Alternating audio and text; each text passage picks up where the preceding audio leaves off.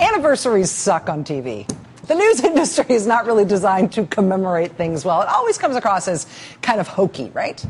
But an anniversary like the one today, the 10th anniversary of the invasion of Iraq, it's not just a commemoration for history's sake. It is also its own current, present-day fight over how this story will be written down in history. It's contested ground in part because so many of the people who were wrong about Iraq in the first place, people who caused that disaster, people who were factually wrong about it, are still around in our politics. And they do not want to be remembered as the architects of disaster. They don't want to be remembered as people who lied and who were wrong about something so grave. The fact that they are still around to try to whitewash their own bios and revise their own history itself ends up being kind of an important part of our own history, right? Because it means that thus far, in the first 10 years, the Iraq disaster has thus far not been viewed as a big enough deal in our politics that the people who caused it are embarrassed for a lifetime and never asked to come back into discussions on this topic or anything like it. Do you believe that the people of Iraq, or at least a large number of them, will treat us as liberators? Absolutely. Absolutely. I believe that we can win an overwhelming victory in a very short period of time. I believe that the success will be fairly easy. John McCain, of course, not the only guy who was wrong, but just as a note here, today, on the 10th anniversary of the war that John McCain was so blatantly, obviously, horribly wrong about, the American Enterprise Institute, the foremost foreign policy entity on the American right, invited back for their discussion on Iraq 10 years later, John McCain. Hey, you were really terribly wrong about this very important thing, so 10 years later, we thought we'd come back to you for more.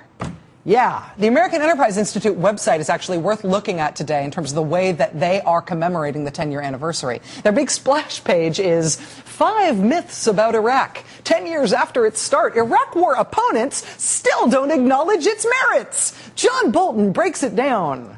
Wow. Under the headline, "Liberty is no mistake," they caution that Iraq should be remembered without rewriting history, because it definitely wasn't a mistake.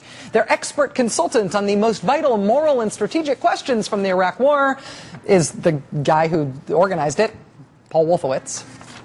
On the occasion of the 10-year anniversary of the war, I did not really expect it to be this overt, but the Republican/conservative foreign policy establishment really is today in full PR mode to try to make it seem like this war in Iraq thing was actually a great idea and not at all the worst foreign policy disaster in maybe a century. I mean, there's Paul Wolfowitz on CNN over the weekend defending it. There's Michael O'Hanlon, one of the biggest think tank cheerleaders for the war from the very beginning, on MSNBC talking about it this afternoon. Hey, look, there's Donald Rumsfeld himself tweeting from @Rumsfeld office today. Quote, 10 years ago began the long, difficult work of liberating 25 million Iraqis. All who played a role in history deserve our respect and appreciation. You know, the nerviest thing about this is that Donald Rumsfeld has the gall to use the word history in the same breath in which he is asserting that the Iraq war was all about liberating the Iraqi people. They're really doing it. They're really trying to do it.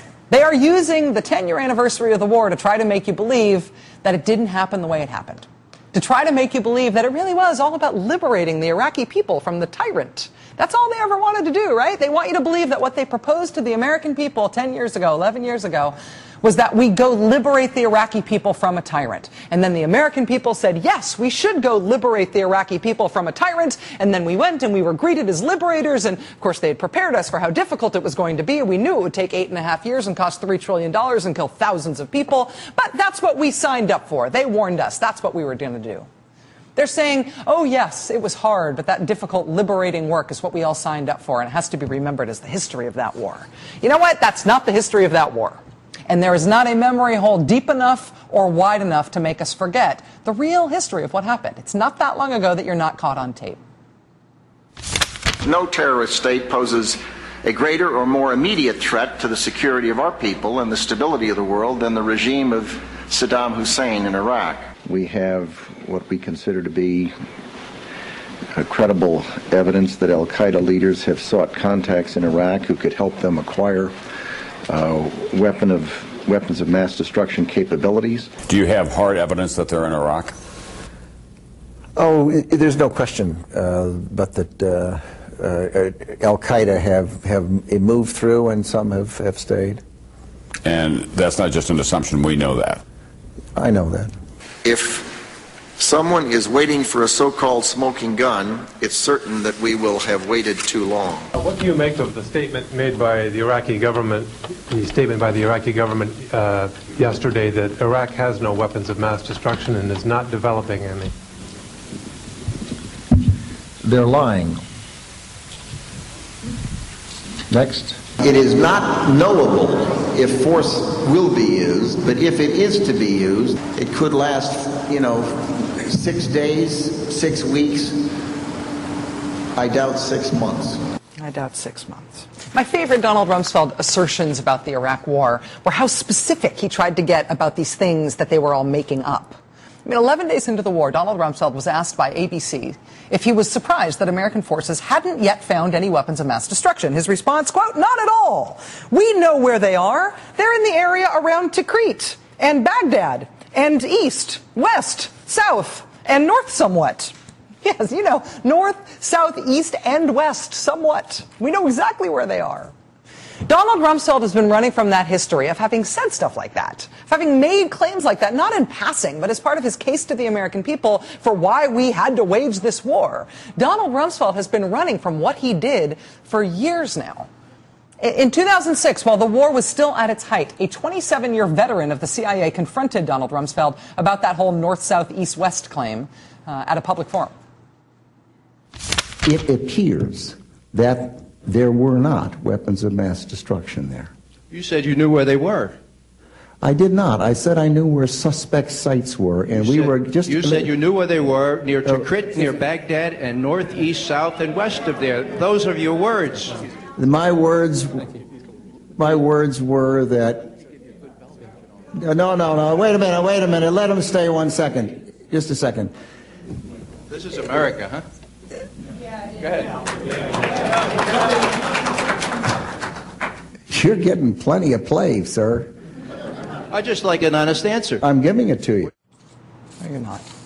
These guys have been trying to run away from what they did ever since they did it. It is a revisionist history project to make us think they didn't screw up, that it wasn't a mistake. We're all supposed to keep looking to them as the experts on foreign policy and military intervention. How wrong do you have to be, and on how big a scale, before we stop listening to you? Donald Rumsfeld, I would love to hear your thoughts on light rail or growing mushrooms. Talk to me about acid reflux or bonsai gardening or home remedies for boils. But when it comes to the wisdom of invading Iraq, you have expired. All of you have. You had your time. You failed. It is over. Have a good night.